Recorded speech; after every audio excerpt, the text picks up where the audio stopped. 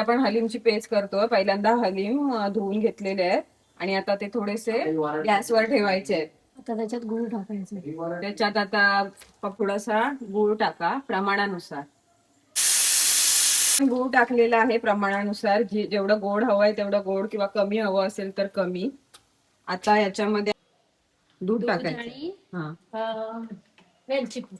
वेलची पूड ती आवडीनुसार. अच्छा. आता चांगली उकळ यायला द्यायची. इथे हलीम गरम पाण्यात चांगले उकडतात. त्याच्यामध्ये गूळ टाकलेला आहे. हे खूप पौष्टिक असतात.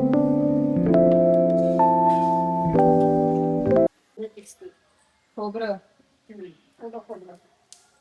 ओलं खोबरं ते नंतर टाकायचं. अच्छा. ते खोबरं किसलं जात आहे.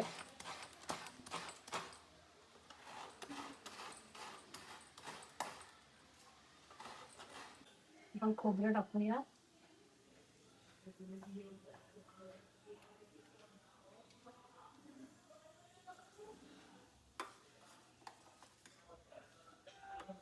ते छान एकजीव करून घ्या.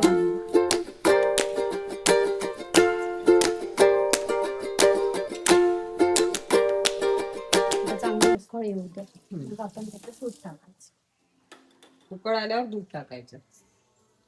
आता आपण ह्यामध्ये दूध टाकूया.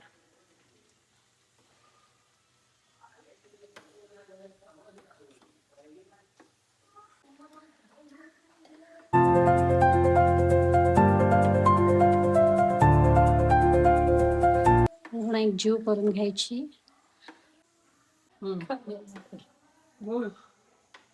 आता आपण ह्यामध्ये दूध टाकलेलं आहे.